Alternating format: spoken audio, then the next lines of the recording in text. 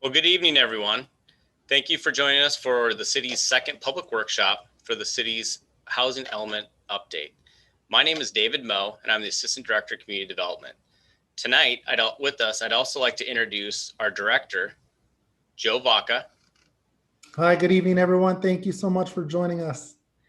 and then I'd also like to introduce Monique Martinez, our Senior Administrative Specialist. Monique? Good evening, everyone. All right, thank you. Also with us tonight are our consultants, Greg Martin with Rincon Consultants, and Veronica Tam with Veronica Tam and Associates. So tonight, our consultants will be presenting the city's draft goals, policies, and programs for our sixth cycle housing element update. And then after the presentation, we're going to be opening it up for public comment and questions. So with that, I'd like to turn the presentation over to Greg Martin. Greg? Thank you, David. Welcome to tonight's public workshop on the Camarillo Housing Element Update. This is actually the public workshop number 2, and tonight we're focusing on the draft goals, policies, and programs in this Housing Element Update. So I'm going to give a PowerPoint presentation and discuss those. I'll share my screen to do that. I'll disappear and the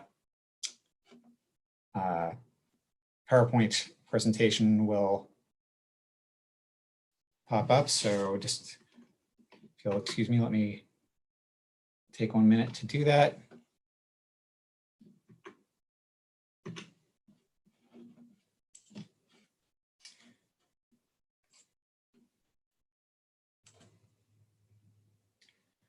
Okay, so now everyone should be able to see that title slide for tonight's presentation. Please let me know if there are any problems with that.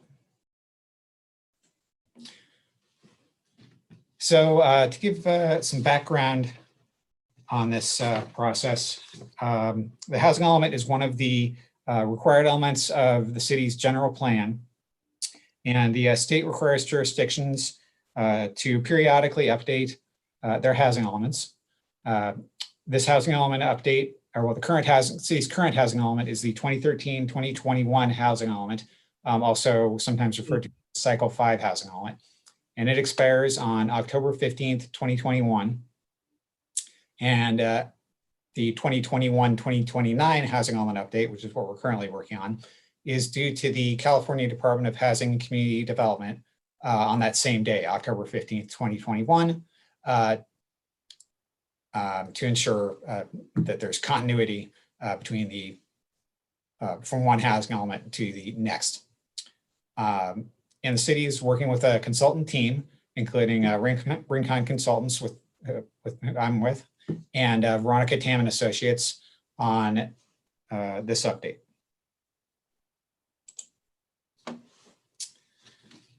So the following meetings and workshops have been held to communicate with the public and city decision makers and get their feedback on this project. On August 27th of last year, 2020, public workshop number 1 was held to introduce the housing element process, the housing element update process, and also take public comment on it and comment and questions. Then on October 14th, 2020, a joint session of the Planning Commission and City Council was held for the same purpose, to introduce the process, but also to take Planning Commission and City Council comment on it and give them also feedback, any feedback we received from the public at public workshop number 1. And then on October 28th, 2020, a City Council meeting was held to introduce and receive feedback on the draft housing element goals, policies, and programs that we will also be sharing with you tonight. So what are those draft goals? They're actually the same as the city's current goals. We've reviewed them and feel that they're still relevant and apply to the city's needs, and we're recommending to keep them as follows. So goal 1 is to protect the qualities that have created a highly desirable living environment in the city. Goal 2 is to encourage the availability of a variety of housing types, designs, tenures, which means rental, ownership, and prices to meet the needs of present and future city residents. 3, and you can see the red text here is proposed new text. Goal 3 is to ensure that the quality of residential development is adequate to protect the health, safety, and general welfare of all city residents and to promote housing opportunities for all households.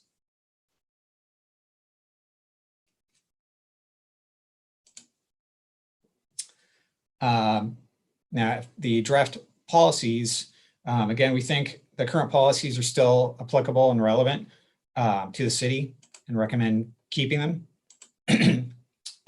Policy 1 is to preserve the high quality of the city's existing housing stock and residential environment.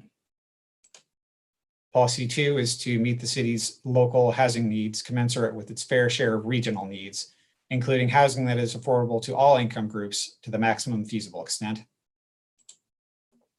And policy 3 is to promote accessibility to housing opportunities by all households, regardless of income, race, color, religion, national origin, ancestry, sex, marital status, age, familial status, disabilities or medical conditions, source of income, sexual orientation, or any other arbitrary factors. So moving on to the housing programs, current programs to carry forward include the following. Program 1, the density bonus and other incentives for affordable housing. Under this program, the city encourages developers of new residential development to include affordable units in exchange for receiving density bonus and or other development incentives. This program also calls on the city staff to ensure minimal difference between affordable and market rate units, adequate separation of the affordable units, and have affordable units included in all housing types provided by the development. And this corresponds to City Council Policy 7.09, inclusionary housing.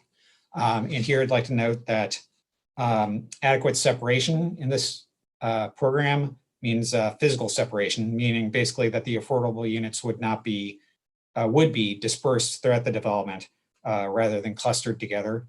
And that included in all housing types, the all housing types is referring to means, for example, that the affordable units would not be all one bedroom in a development that had a mix of bedroom types, 1 bedroom, 2 bedroom, 3 bedroom, et cetera.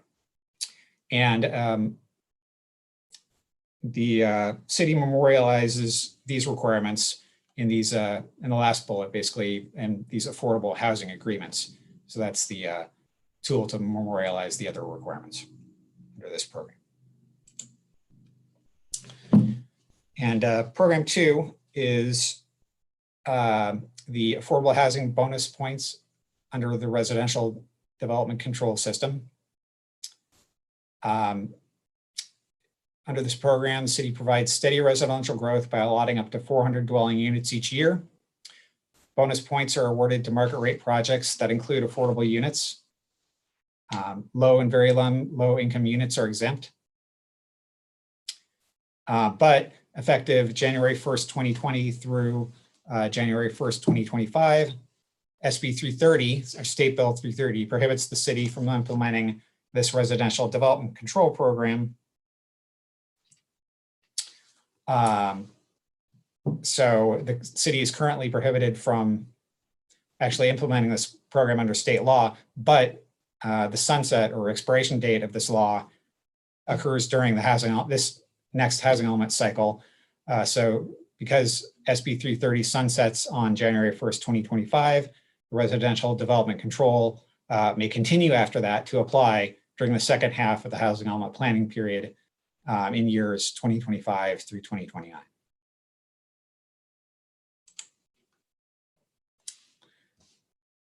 So program 3, accessory dwelling units. allow ADUs in accordance with state laws, and provide information to the public detailing the development requirements and process for obtaining approval under this program. Program 4, fair housing practices. Contract with the Housing Rights Center to investigate discrimination complaints and fair housing violations, provide referral and counseling services to Camarillo residents, conduct fair housing public workshops, and provide staff with annual housing rights training.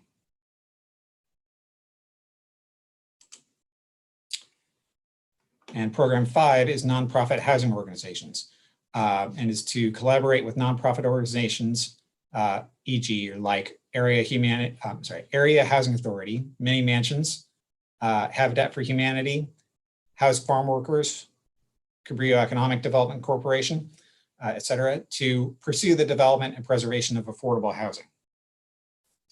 And provide staff support in completing funding applications and serve as a liaison with state and federal funding agencies. And a couple of examples of projects that would apply to this program include the Berry Street Project, which is the project on which the city coordinated with Habitat for Humanity to construct 2 units, and the Stock Lumber Project, where the city is currently partnering with the Area Housing Authority and Many Mansions to construct some affordable units. Program 6 is code compliance. Encourage maintenance of residential, structural, and site conditions through code compliance. And under this program, the city is trying to maintain the high quality of its housing stock.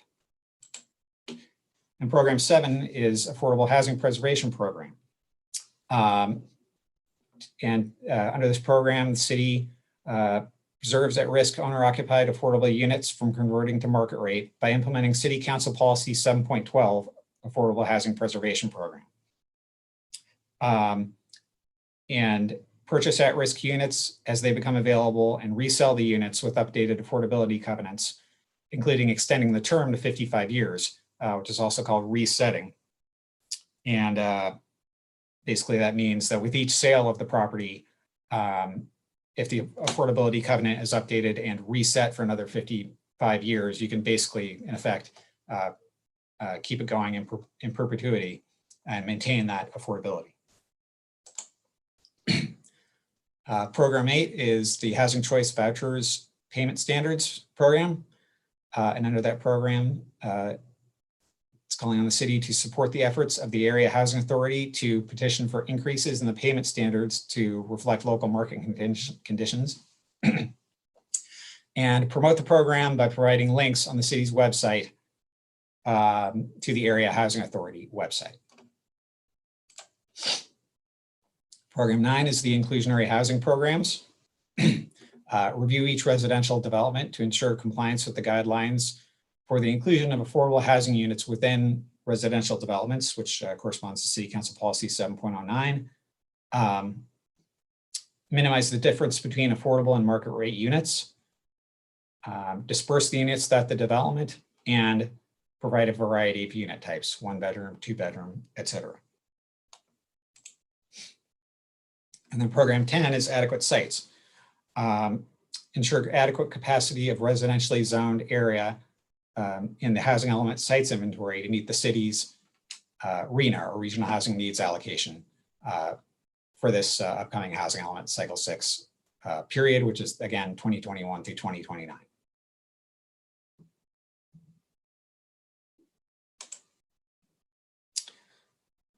And program 11 is design flexibility. Utilize the residential plan development process to provide flexibility from development standards as an incentive to encourage the development of housing for lower income households, and periodically review the Camarillo Municipal Code requirements to ensure design standards do not impede affordable housing development. And actually in practice, periodically means with each affordable housing development, when it's submitted, it's compared to the municipal code requirements to ensure that design standards don't unnecessarily or unreasonably impede the development of that affordable housing project. Okay, and program 12 is housing rehabilitation assistance. Use CDBG funds for the city's owner-occupied housing rehabilitation program and for Habitat for Humanity's home repair program.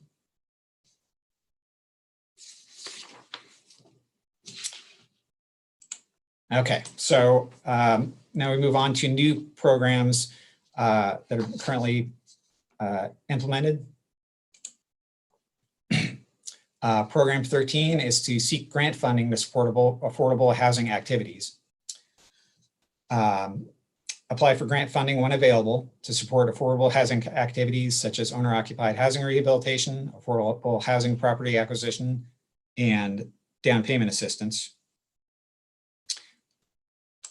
And program 14 is the first-time homebuyer down payment assistance loan program, under which the city provides down payment assistance to households that are selected to purchase an affordable unit through the city's CDBG funded Affordable Housing Preservation Program. And that's CDBG's Community Development Block Grant. And this corresponds to City Council Policy 7.13. The city also applied for the state's Permanent Local Housing Allocation, or PLHA grant. This program is available on an annual basis. The city uses this program to fund a down payment assistance program limited to lower income and moderate income households. The program defines moderate income as going up to 150% of area median income, or AMI, which for a family of 4 is about $146,000 or less.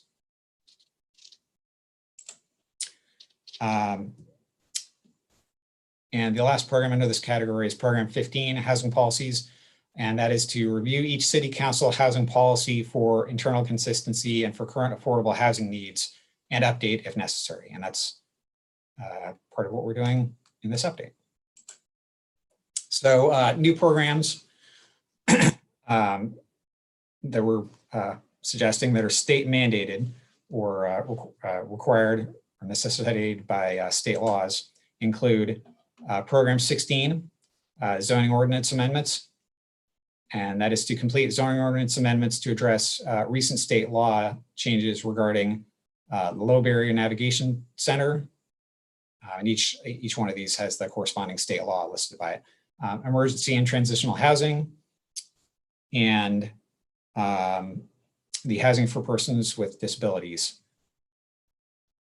And the Low Barrier Navigation Center is a service-enriched shelter focused on moving people into permanent housing.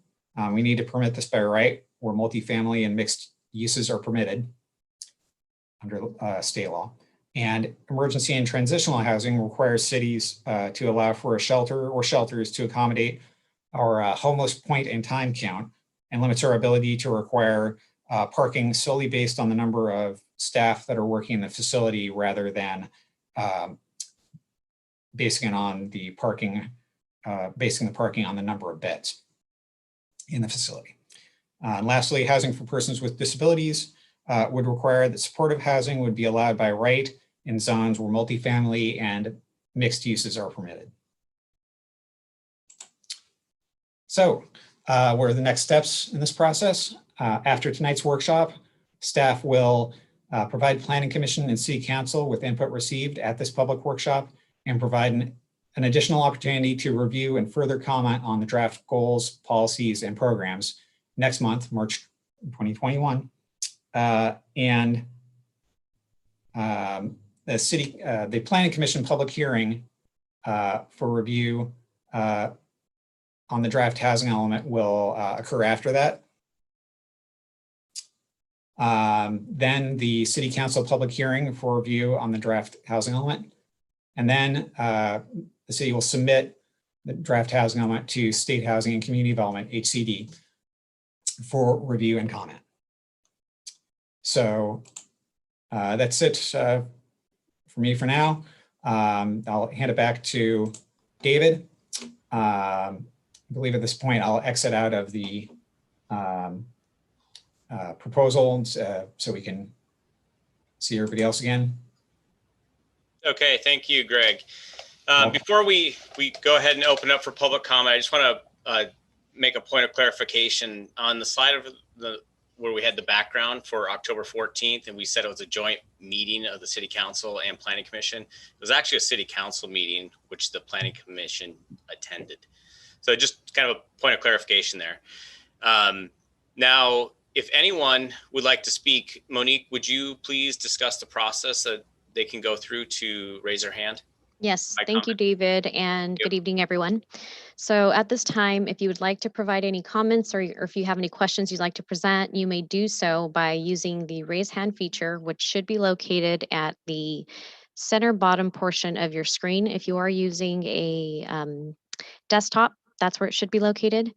If you do raise your hand, I will call each person in the order that they were received. And if you are joining by dialing in using a phone, I will call up the last 4 digits of your phone number and provide you with the option to speak at that time. So if you would like to speak, I would ask that you do use that raise hand feature now. Okay, so we do have the first hand raised is going to be Valentina, and you can go ahead and speak now. Oh, I'm sorry. Looks like I will have to promote Valentina to a panelist. And I know we had a similar function like this last time. It's due to the software that you're using. So Valentina, I will temporarily promote you to a panelist. And when you're done speaking, you will be removed and placed as an attendee again.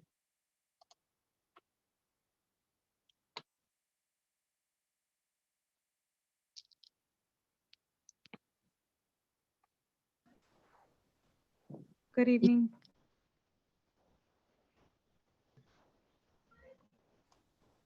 Okay, you can go ahead and present any comments or questions that you have. Okay, I kind of joined in a little late and then I have a unstable internet. So I was just wondering, the development over here, the Springville development, where they had, you know, the purchase for the lower income, will there be any more of that in the near future? So in the Springville area, we've already sold all the affordable units in that location. So no, but we are working on units right now in the Park West off of Lewis Road, and kind of not right on the corner of Pleasant Valley, but for a little bit further north of that. And we continue to work on affordable units, both rental and ownership as projects come along. So yes, we will have more in the future. But anything along this area, like the central, this development over out here by Springville? Not in the Springville area. No. Mm-hmm. Okay. Do you have any other questions or comments? No, that's all for me. Thank you. Okay, perfect.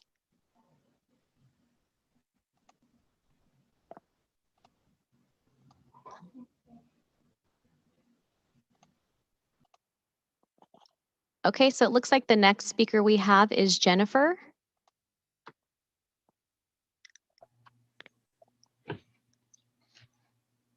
You can go ahead and speak now, Jennifer. Thank you. So I'm Jennifer Coyle, an advisor to House Farm Workers, and I've worked with Veronica in the past. I'm so glad she's on your team. And I have 2 comments about Program 9 and Program 15. Program 15, the housing policies, review them for internal consistency and so forth. In the October draft, you said that there were 5 existing city council policies that you would be looking at, but it's hard to find those on the city website. They're not incorporated in the municipal code. And for instance, I was looking for the inclusionary housing policy, and the city clerk's office helped me find a copy. But my comment is I suggest to give some prominence to the housing policies on the city website. I'm concerned that a developer of a residential or mixed-use project might find it challenging to learn about your inclusionary housing policy in particular. And I would encourage you to include them as an appendix in the draft housing element. And then the second comment is Program 9, Inclusionary Housing. You know, the state legislature passed Assembly Bill 1505 in 2018 to authorize a city council to adopt an inclusionary housing ordinance that includes residential rental units. This got confusing over a couple of lawsuits that was preventing that. And so the State Department of Housing and Community Development has a memo of October 21st, 2019, which provides guidance regarding AB 1505. So I would suggest amending Program 9 to state that the city will proceed to adopt an inclusionary housing ordinance that clarifies that it does apply to residential rental units in accordance with Government Code Section 65850 and establishing a minimum percentage of inclusionary units in residential developments or specific plan areas of a certain size. Thank you. Thank you, Jennifer.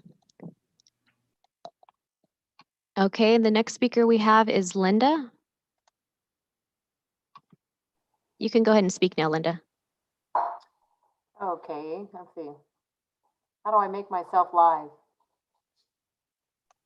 Because you are joining as an attendee, you don't have the option to have your video shown or share your video. We can only hear you. All right, no problem. City staff and consultants, thank you for the opportunity to share some comments this evening on the proposed housing element. My name is Linda Braunschweiger. I live and work in the city of Camarillo. I'm the chair of the Camarillo Workforce Housing Committee, and I'm also the vice chair of the board of House Farm Workers. Some of you also might know me as the CEO of the Housing Trust Fund Ventura County and the newly formed Housing Land Trust. First, I want to thank the staff for all their efforts to include the community and advocates and housing professionals in this housing element process. House Farm Workers is dedicated to supporting safe, decent, affordable housing for Ventura County farm workers. One of the challenges facing developers of farm worker housing is the lack of accurate information about the number of farm workers, the demand for farm labor, where workers are living, and the type of housing that's needed, whether it be SRO or bunk or family housing. The last farm worker housing study was done in 2001.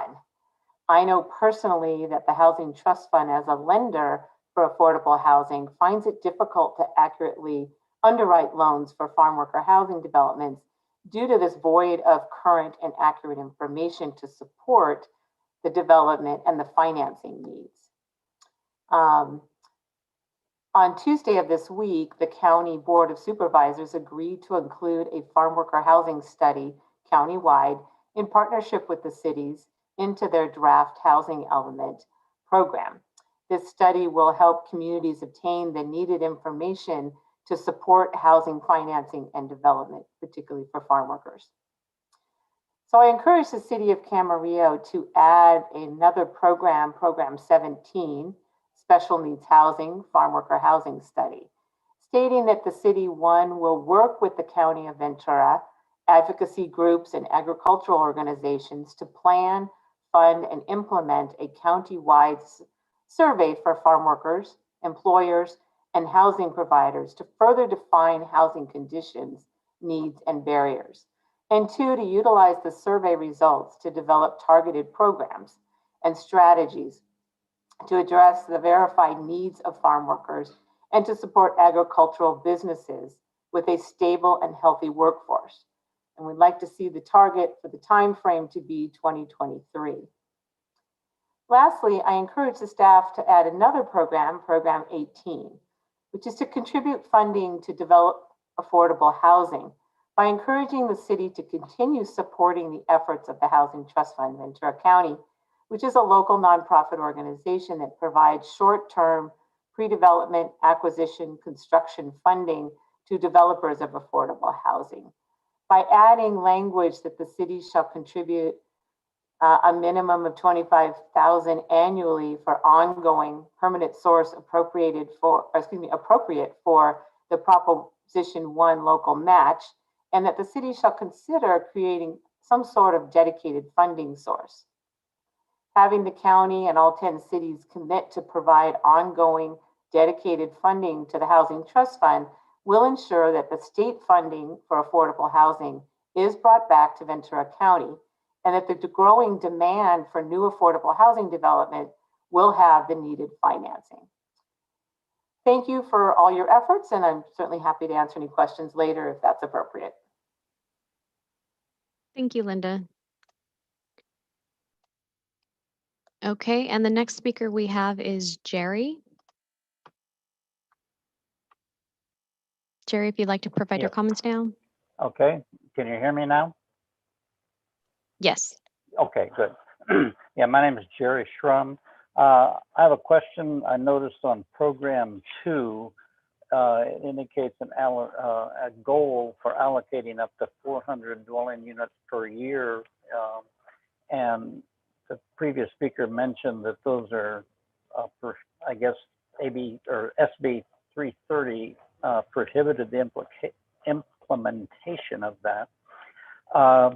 I guess my first question is, what does that really mean? And the second question is, why the goal was set at 400 when that significantly exceeds the RHNA requirement that the city would have? It would seem like it would be desirable to set the goal at a lower level, and then one could exceed it rather than setting it high and then failing to meet it, if I'm understanding exactly what that means. But maybe you could explain that again. Yes. Hello, Jerry. Hi.